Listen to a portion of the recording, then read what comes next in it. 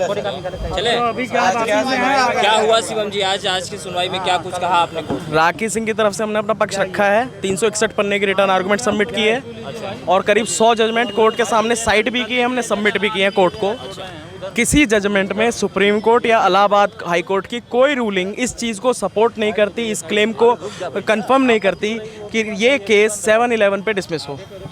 तीन जो कानून उठाए जा रहे थे, Waqf act 1995, places of worship act 1991 और काशी विश्वनाथ एक्ट 1983, उन तीनों को हमने आंसर किया है अपने जजमेंट्स के साथ में, अपने लॉ के साथ में, अपने आर्गुमेंट्स के साथ में।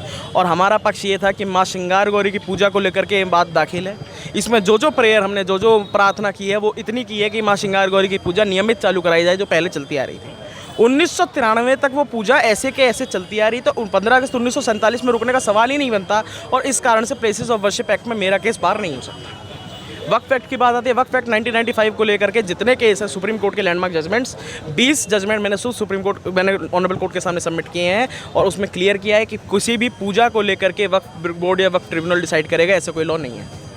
क्योंकि ये केस केवल पूजा तक सीमित है, ज़मीन का मामला नहीं बनता, तो वक्फ या वक्फ ट्रिब्यूनल या वक्फ बोर्ड या वक्फ एक्ट का कोई मामला यहाँ नहीं रह जाता। काशी विश्वनाथ एक्ट को जो प्रावधान को लेकर के आया गया था, तो ये केस एक इंडिविजुअल कैपेसिटी में फाइल किया है एक भक्त ने। तो काशी विश्वनाथ ट्रस्ट का जो वाद बनाया जाता है, काशी विश्वनाथ एक्ट के अंदर ये वाद नहीं चल सकता, ये रिजेक्ट होगा, ये चीज़ें आती हैं, उसको लेकर के भी हमने जजमेंट सबमिट किया और कोर्ट के सामने क्लियर अपना पक्ष रखा है कि काशी विश्वनाथ एक्ट में मैंने खुद को ट्रस्टी बनाने की डिमांड नहीं रखी, काशी विश्वनाथ को लेकर के नया ट्रस्ट बनाने की मैंने डिमांड नहीं रखी। मेरी डिमांड सीमित माँ श्रृंगार गौरी की पूजा को लेकर के है, जो कहीं से कहीं काशी विश्वनाथ के किसी एक्ट के किसी प्रोविज़न किसी सेक्शन में कहीं से कहीं ना बाधित है, ना अलाउ करता है, ना उनकी एक आधिपत्य साबित कर देता है कि उसको लेकर के कोई केस मामला ना कोर्ट में जाएगा, ना विचाराधीन होगा, ना विचार होगा।